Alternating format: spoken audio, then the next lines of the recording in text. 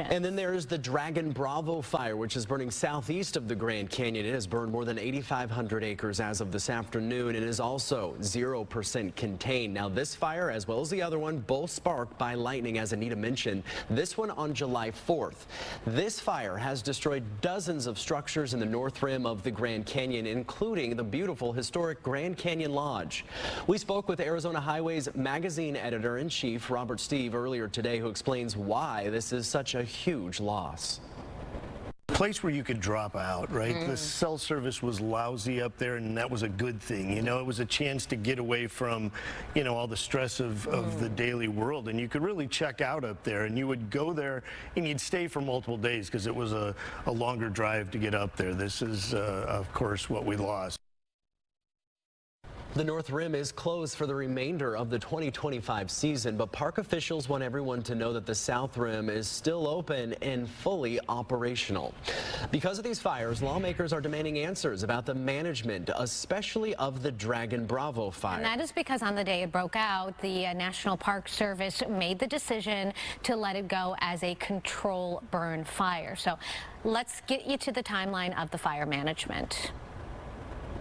The Dragon Bravo fire started on July 4th at just 10 acres. On July 7th, the National Park Service posted there were no threats to infrastructure or public safety, and the fire was being managed for resource objectives. Then things changed on July 10th when strong aggressive winds came up from the canyon and fueled the fire. The following day, Friday, July 11th, the National Park Service told all residents inside the North Rim to evacuate.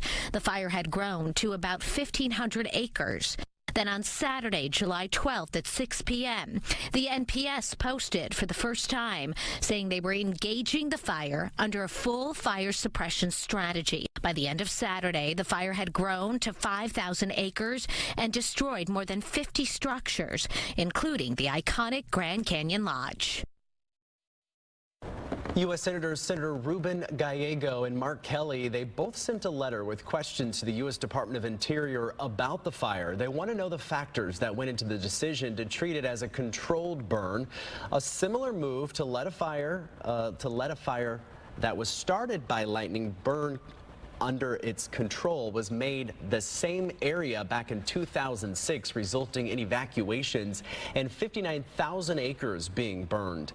In the meantime, Governor Katie Hobbs also put in a request for an independent investigation into the management of the Dragon Bravo fire. So all the heavy smoke from the wildfires has created poor air quality in parts of northern Arizona.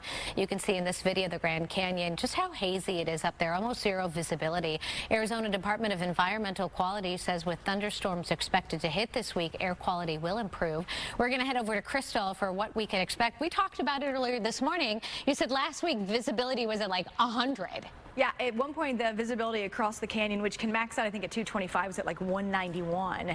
I checked earlier today, it was below 100. So definitely there is much more haze, smoke in the air. The winds kind of kick in and around, and you can see those winds have increased, which is not great for firefighting efforts.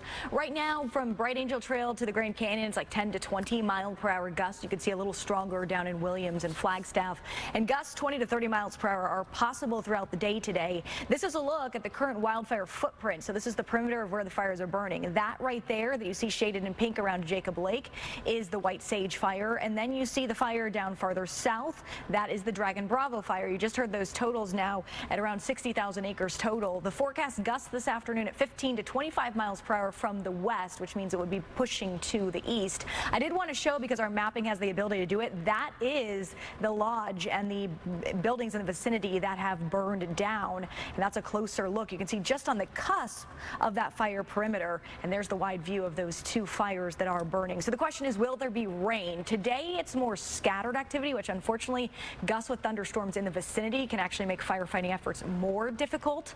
But the good news is it does look like tomorrow, not in the morning, but in the afternoon, there might be a more widespread rain that moves through this area. That could potentially help out with some of the firefighting efforts, guys.